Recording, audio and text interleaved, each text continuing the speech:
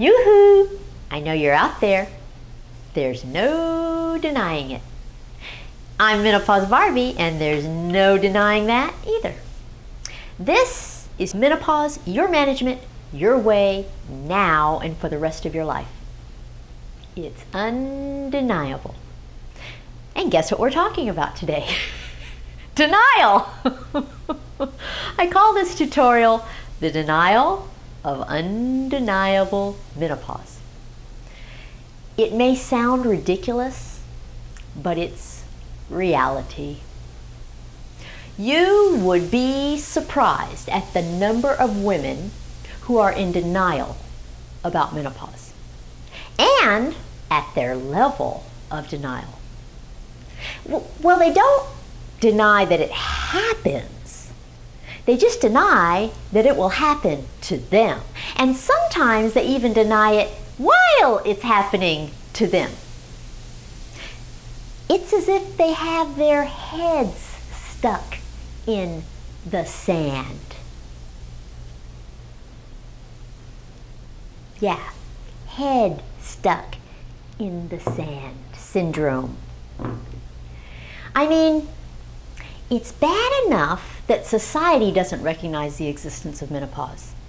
But I'm talking about the very women who are living through it, symptom by symptom, day in and day out. Despite the absolutely obvious nature of it, there's actually a great deal of denial about every aspect of menopause. Women regard it as more of a curse than a bonus of longevity. And there's an avalanche of shame, dread, and fear that fuels their denial. You know, it's really shocking how much women will avoid doing anything that associates them with menopause. When Gail Sheehy, the author of The Silent Passage, approached Oprah to talk about menopause on her show, the producer informed her that it was easier to find guests who would talk about murdering their spouses than about their menopause. I mean, that's terrible. So we're going to talk about the denial of undeniable menopause. Now, you don't need the book or notes today. In fact, most women could actually write the book on denial of menopause. One thing I've learned is that denial is often coupled with desperation. I've seen this manifest in a variety of ways. You know, on numerous occasions, I've been at a fancy gathering where all the women are dressed to the nines. And you know, there's something about black tie events that induces women to dress in the sexiest attire they can find. So no matter the age of a woman, she wears a revealing garment to a black tie event. You know, necklines plunge to and through the cleavage and down to the navel, and you have split skirts that creep practically up to the navel, and dress backs go missing and heel heights escalate. You know, don't get me wrong, these women and their attire are lovely. It's just that I have a very analytic mind, and I like to study social behavior, and this behavior by menopausal women screams, "Look at my sexy dress," but it whispers, and use it as a camouflage for the fact that I'm feeling menopausal and very unsexy. Inevitably, and I mean inevitably, what happens is that some new acquaintance that I meet at a black tie event asks me what I do. And when I tell her I'm a menopause expert, her eyes shift and her lips pucker just a bit. You know how you've seen eyes that shift when someone is thinking, "Oh my God, I've hit the jackpot." But her pursed lips are saying, "But I've got to keep it to myself. No one can know." So in a swift act of desperation, she grabs my arm and glares at my companion and says, "We'll be right back." And at that point, I know I've been kidnapped. She whisks me off to the ladies' room and proceeds to pummel me with questions. "Quick, tell me what to do. I'm desperate." Well, you ladies know I'm not one to give short shrift to such an important topic as menopause. And you know that I can't give any woman the magic answer to menopause in a flash. So I give her my card and I plan a tea date with her, and I tell her to make sure she has plenty of time so that I can really help her with her menopause.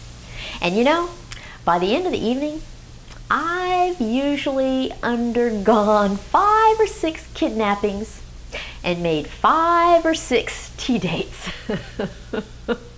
No kidding, this is really true. Oh, and once I went on a spa vacation with my OB-GYN colleague Sissy Bob. And this was back when we were both practicing medicine, and we really needed a vacation. We worked 120-hour work weeks. So we flew to California to a fancy spa to lounge around and get pampered for a whole week. And the first thing we did after checking in was go out to relax by the pool. You know, this was one of those theme spas in which each week is designated for a particular group, and this particular week was an all-female week. So when we arrived at the pool, there were several other women already around the pool.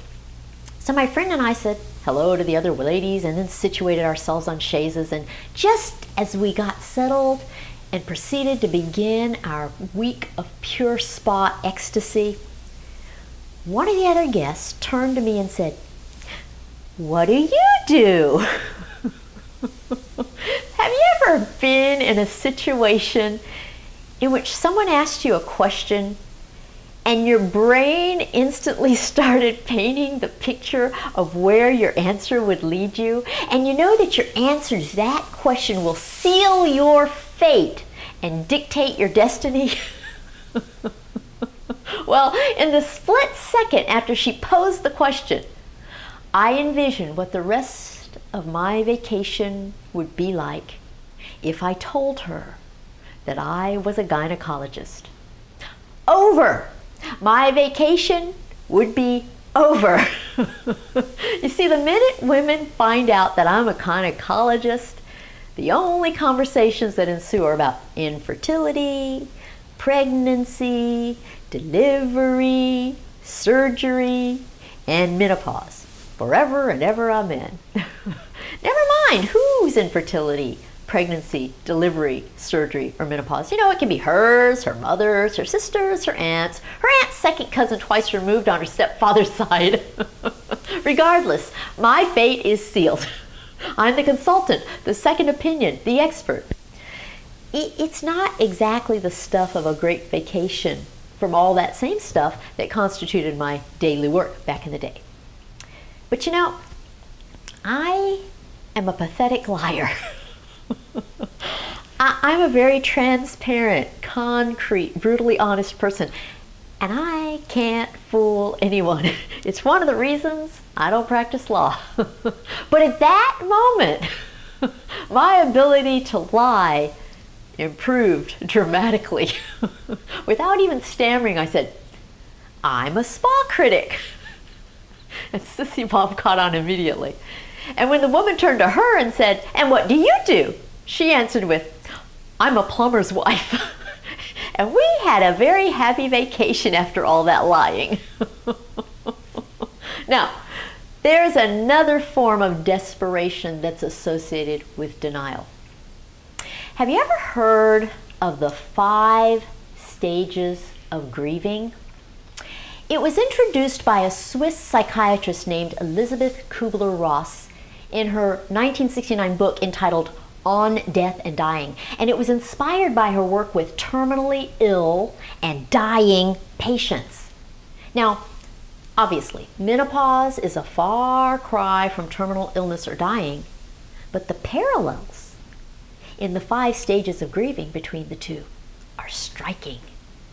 In her 5 stages of grieving, Kubler-Ross proposed that any type of loss is accompanied by a sequence of reactions. And the loss can be discovery of a terminal illness, death, or even loss of reproductive potential, as with menopause. So the 5 stages, in order, are denial, anger, bargaining, depression, and acceptance. So let's talk about these. Denial, the first one.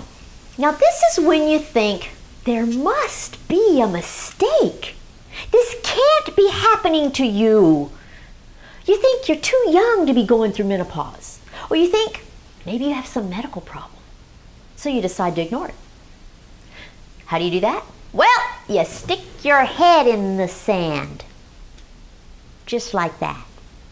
Yeah, you stick your head in the sand. You ignore it. And so you think, if I ignore it, maybe it'll just go away. And if anyone else dares suggest that you might be going through menopause, they become an instant enemy. And then you reach the second stage. Now, the second stage is anger. Now, this is when you realize that the denial cannot continue, and you become frustrated with the fact that you really do have to endure menopause. If you're in the anger stage, you think, it's not fair. Men don't have to deal with this. You try to find someone to blame. It can be God, Mother Nature, Father Time, the Wicked Witch, you name it. You're angry that you won't be sexy anymore. You're angry that you'll have to deal with the symptoms of menopause. You're angry that this means you're getting old. You feel undeserving of the inconvenience of menopause. Everything about it makes you angry.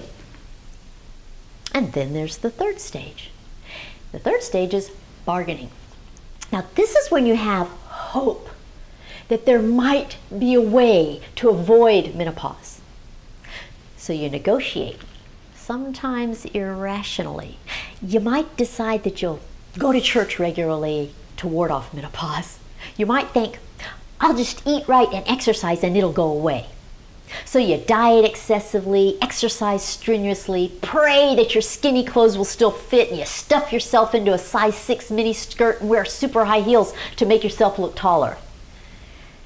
Or maybe you might just put on more makeup, dye your hair a different color, get permanent makeup, and try to convince the world that you're younger than you really are.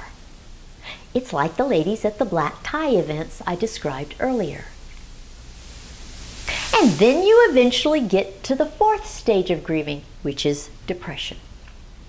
So this is when you go to the opposite end of the spectrum. After realizing that you can't fix menopause, you decide to give up. And in doing so, you become a victim of menopause. You use it as an excuse to just let yourself go. You become lazy, fat, and sad. You just see the whole situation as hopeless. And eventually you get to the fifth and final stage of grieving, which is acceptance. And this is when you ultimately realize that it's going to be okay. And hopefully you decide to learn about menopause and prepare for it. See, I constitute a part of this stage. I'm your educator. Once you decide to accept menopause, you become empowered to take control of it. And you decide to manage it instead of fight it. And you realize that you have so many options for managing it. It's like you turn your negatives into positives, and you start seeing menopause as an opportunity. It's an opportunity to live instead of die. It's an opportunity to be free of all the hassles involved with reproduction and child rearing. And it's an opportunity to really start taking care of yourself, maybe for the very first time. You see, by the time you're menopausal, you know what you don't want, you know what you do want, and you know how to get it. Okay, now stop for just a minute. Do you realize that I just used a paradigm for terminal illness and death and demonstrated how well it applies to how we respond to menopause? And remember, we're not even supposed to have a menopause. We're supposed to be dead. So why in the world would we be grieving over menopause? We should be rejoicing, not grieving. But let's go back a minute and talk just a bit more about that first stage, the denial. Because that seems to be the overriding or dominant stage for most women. You know, maybe it's a societal thing, but I can't tell you the extremes to which women will deny that they're going through menopause. In working with hundreds of menopausal women, I can tell you this. Most women don't want to know about menopause. it's as if ignorance will shield them from it. You know, they've got their head stuck in the sand. I've encountered this very same mentality when it comes to self-breast exams for breast cancer. And numerous women have told me that they don't want to do their breast checks because they don't want to know if they have breast cancer. I go ballistic when I hear that because I say, are you crazy? Breast cancer is curable if you find it early. And checking your own breast is the best way to find it early. You mean to tell me that you'd rather not know and die from it than to know and cure it? I mean, it's the same for menopause. It's not going to kill you, but it can certainly affect your quality of life for the rest of your life. So the sooner you get over your denial, the better, and you pull your head out of the sand. You know, better yet, you could just skip the denial and get educated about menopause so that you can make it really easy on yourself. And I'm here to help you with all that. You know, as I described with the ladies at the black tie events, despite all the denial, women go to extremes to try to find information about menopause, but they do it secretly. This book, The Silent Passage, was one of the 10 most shoplifted books in America. I mean, maybe it should be called The Stolen Passage, but that's true because women needed the information, but they didn't want anyone to know that they were getting it. So along with the denial, there's a great deal of ambivalence, and that's where the secrecy comes in. The psychologist Abraham Maslow called this the need to know and the fear of knowing. And it's just like the breast checking for breast cancer. See, there's this real irony to it. But interestingly, if you search for denial in the index of most books on menopause, including mine, you probably won't find it. And yet, it's probably the most profound emotion for menopausal women. So ladies, let's put an end to this denial. Menopause is not something that warrants grieving in the first place. My goal is to help you skip all those stages of grieving and get right to the education. There is no place for ignorance when it's going to affect you for the rest of your life.